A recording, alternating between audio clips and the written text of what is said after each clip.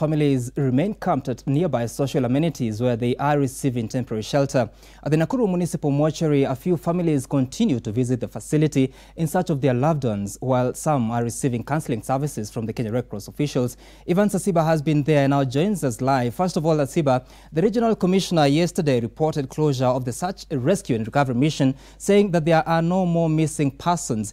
Is that the same feeling you get from the families of the victims that you have spoken to?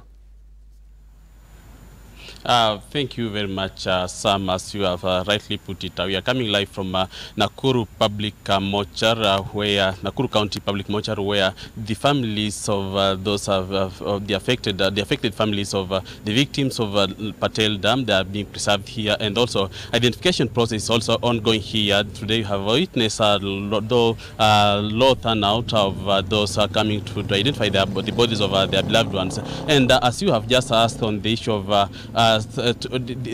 yesterday, the governor and the county Rift Valley coordinator said that they have closed the process of such process. But this morning again, there was another press conference where the governor, Nakuru Governor Lee Kinyanjui, has again made a clarification that they haven't closed down the process, but they have scaled it down, like to the manpower being involved in the process of such mission. But before that, I'll have an interview with the officer in charge of this facility to share with us what are the challenges, maybe how many have been identified and those remaining, and generally just a sort of the Patel here at Nakuru Public Mortuary. Mr. Momanyi Lois, who is the officer in charge, kindly just join us on a live program.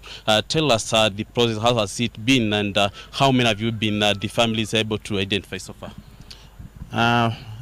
Thank you so much. The process has actually gone well since we started.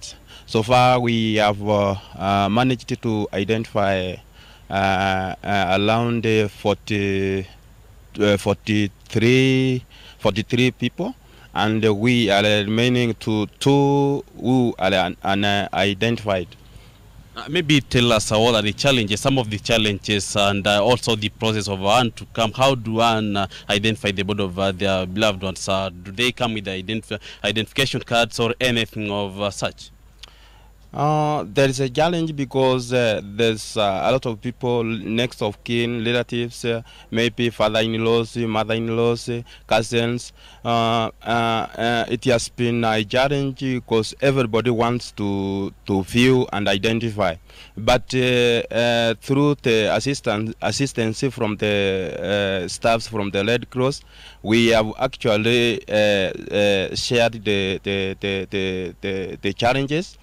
And I actually say that the process has gone on well, except that there's some who come to identify the bodies, but there's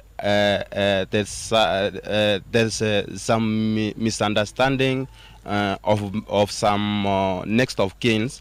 Through the process, when we try to explain to them, there's some misunderstanding. But I can say, sorry for the families who have actually encountered to this challenging strategy. Maybe just as we wind up, the remaining 2, do you think there are the possibilities? And also tell us how many have you been, like the families that have visited today the facility? I think we are remaining with the 2 who are unidentified, and I think as time goes, we are going to identify them through the assistance from the next of kins, because they are almost coming, others are coming, and others are on the way coming. Lastly, do you the capacity of this facility? Are you able to accommodate the 45 bodies, or some are being preserved from a different area? We managed to accommodate them all, except that the facility is very small. We actually call for the county government to come along and assist us to expand the facility so that we can accommodate many bodies, since the facility is the county government facility which actually serves the county residents. Thank you very much.